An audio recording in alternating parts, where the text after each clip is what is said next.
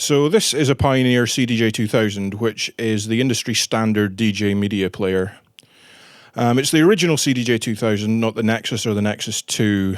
Pioneer like to bring out a new version of this every couple of years just to make sure DJ equipment riders stay as expensive as possible. The reported fault with this particular CDJ2000 is that one of the Q buttons isn't working properly, and also the Ethernet link port seems to be a bit dodgy. The easiest way to check the buttons and switches is to boot the CDJ2000 up in service mode. To do that, you just hold down the memory and tempo range buttons and then turn the unit on. This brings up service mode, and you use the tag track button to move through the different service mode menus. As well as having a bunch of modes designed to test the display, the main menu here lets you test all the different controls in the mixer. You can see just by pushing the different buttons down, it's displaying which button I'm pressing in the screen. The problematic button is Q.1, and yeah, there's no click to the button anymore, it's just not popping back up when you press it. Now I'm just checking all the other buttons just to make sure that there's no other problems with this, and there's a little surprise. When you turn the touch brake knob all the way to the right, you get this strange mode where the CDJ keeps track of how quickly you've been turning the jog wheel and stores the fastest times in a table, almost like a video game or something. I've actually seen DJs playing this before their sets competitively with other DJs. Now, it's going to be difficult to see on this video, but the Ethernet socket is missing a couple of little metal bits, yeah, that's definitely broken. We'll need to replace that. Now, to open the CDJ, first of all, you remove the 4 screws on each corner of the underside of the unit, then the 1 screw directly underneath the CD slot, and then finally the 2 screws at the back. They have little white arrows pointing at them, so you know which ones to take out. Now you just have to open up the case, be careful of the flat flex cable that links the 2 sections, but that can just be removed and the unit set aside.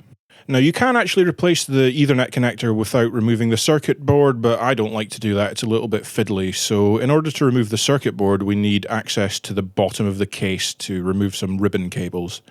So to do that, we need to take the screws holding on the bottom plate out, and then remove the 2 ribbon cables, just very, very carefully. The smaller ribbon cable has 2 little tabs you have to pull out, and the larger one just pulls out. Now that we've done that, we can remove the screws from the PCB that has the Ethernet jack on it, and the entire circuit board can just come out. Now, before we desolder the old one, I'm going to apply flux to all of the existing joints, and then remove solder from the 2 largest joints holding on the shell of the connector using some solder braid. That allows you to lift up the front of the connector carefully. Be very, very careful, you could tear the tracks off the pins at the back. To desolder the pins at the back, you could use a hot air rework tool, but as there's only a few joints and they're all in one line, I'm just going to melt one massive blob of solder across all the pins and then just pull the whole thing off in one piece. Again, you've got to be careful to not pull any of the surface mount pads off when you do this. Okay, now we have to remove the old solder from the pads, so for this we just use some solder braid and then carefully dab that against each pad, and then we just clean up the pads using some isopropyl alcohol, a toothbrush and some paper towels. Now as you can see, we have lovely clean pads ready to solder back onto. The Ethernet connectors used in the CDJ2000 aren't just simple connectors. They contain the necessary magnetics for transceiving Ethernet signals. Basically, they're just like 2 little transformers inside the unit. Now, the official replacement part for CDJ2000s from Pioneer is quite expensive. I think it might even be like 25 quid or something like that. And they're not especially robust. They do tend to break quite easily. So what I do is I replace them with these. They're by a manufacturer called Pulse, and they're called Pulse Jacks. They're about £5, and they're a good deal stronger than the ones that come with the CDJ2000. I couldn't find anyone in the UK that stocked these, but Mouser and DigiKey both have, and they're nice and cheap to ship to the UK if you're buying a few. So I just bought 20 or so of them a little while ago, and been using them ever since. Now, soldering the connector is a lot easier than desoldering it. Basically, you just apply flux to the pads, plonk the thing down, solder the 2 tabs at the front, and then solder all the individual pins, making sure to check for any shorts. Then you have to clean all the old flux away, and yeah, all done. Now we have to do the bit that's going to be a bit more of a pain in the arse. Getting at the tack switch involves taking pretty much every screw out of the top section of the unit, so go ahead and start that. Now, as well as the actual switch being broken, it looks like the little plastic actuator is also broken, so we'll need to fix that too, which is also a pain in the arse.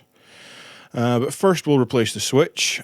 We just add some new solder to the joints, braid off the solder, fit the new tack switch, and cut off the little leads. Now we can replace the actuator, but I don't have any in stock, so we can probably just glue this one back together. First of all, we clean it so the glue has a nice clean surface to adhere to. I'm just going to use some foam cleaner and then clean it off with some paper towel. Next, we have to glue the thing together. Now, I'm going to use super glue because the actual break in the plastic is quite clean, so the two halves will go together perfectly. So that's an excellent fit for using super glue. Once the two halves are super glued together, I'll just make up some 2-part epoxy resin and just sort of use that to reinforce the joint on both sides, just to make sure it doesn't break again, because super glue can be a little bit fragile. Now, while that's drying, let's put the board with the Ethernet connector back on it, being sure to thread the 2 ribbon cables down to the bottom board and plug all the other ribbon cables in. You can see I've actually forgotten to do the one furthest away, but I noticed that later, thank God. Now we've also got to plug the ribbon cables on the bottom board as well and connect the 2 halves of the case together with the final ribbon cable. Now let's boot it up into service mode and check the cue points and everything. And yeah, everything seems to be fine. We can put all the screws back in. The only thing still to test is the network function, so I've taken this through to the office where there's a computer that has Rekordbox installed. You can also test this by hooking it up to another CDJ that you know has a working network port. Basically, all you have to do is hold down the menu button to get to the utility menu, then scroll down to where it says link status, and if it says connected, everything's fine. We'll also check we can browse the Rekordbox database, so you just hit the link button, wait for it to connect to the other device, and yeah, we're getting the Rekordbox database, no problem.